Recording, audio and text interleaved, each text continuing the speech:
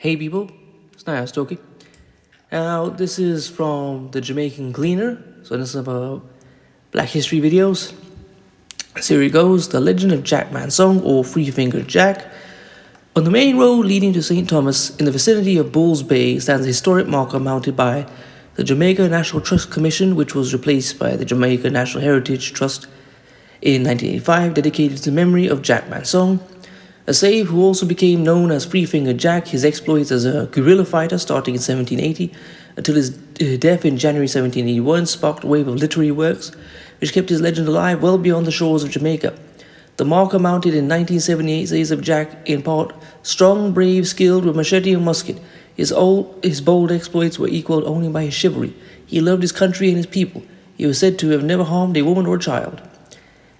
Located below the hills where his hideout was, the marker paints a positive but inadequate picture of a man whose mystique led him to being held in fear and awe. Describing him as a folk hero villain, L. Ann Ear, writing in the Jamaica Journal, Volume 7, Number 4, in 1973, said, "It is a fact that more biographies of Jack have been published than of any West Indian before or since. Somewhere approaching 20 in all, almost all written in Britain and almost all anonymous." In the article titled Jack Mansong, Bloodshed or Brotherhood, Ear notes, not only did books about him become popular and one or two are known to have been bestsellers in Britain, but a pantomime of his life had the rare distinction of being a sensation at Covent Garden, Haymarket, and Victoria Theatres in London. This musical, Obi, or Three Fingered Jack, had a run of at least 9 years. The origin remains shrouded. Continuing, the author notes the lingering impact of this rebel, whose origin remained shrouded in uncertainty more than 310 years after his death. Even in the 19th century, Jack's hideout was still prominently being displayed on maps of Jamaica, including the first official detailed surveys of the island in 1802. Who was Jack Mansong?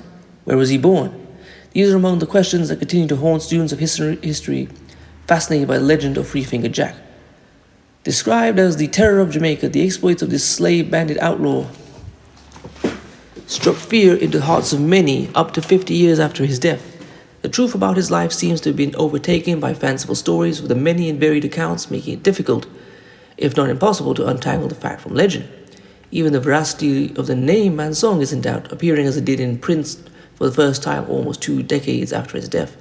Given his slave status, Jack's African ancestry is assured, but where in West Africa did his forebears live?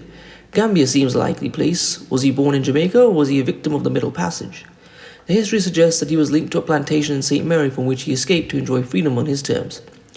Believed to be a giant in stature, standing close to 7 feet tall, he became known as Three Fingered Jack after losing 2 digits in a fight with a Maroon known as Kwashi, who would eventually be credited with killing him. Alone and unarmed, he reportedly had time only to seize a machete before being shot 3 times when attacked by Kwashi and 6 others, according to Ear's account. Mortally wounded, Jack threw himself off a precipice and Kwashi followed.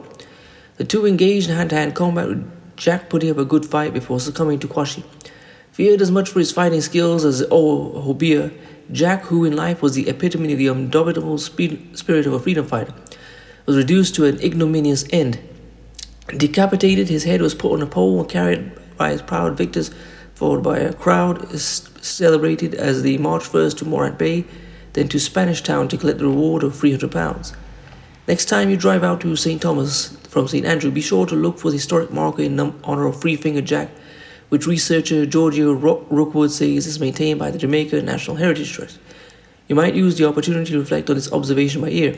The ultimate influence of the Jack Mansong stories upon the British social and religious climate of the early 19th century will never be known. However, it is interesting to know that Three Fingered Jack's little guerrilla was in the Blue Mountain nearly 200 years ago and was widely seen as a warning that in human, racial, national, international relation, there is only one choice: bloodshed or brotherhood. Well, I hope you've enjoyed that. Please comment, rate, share, and subscribe. Peace.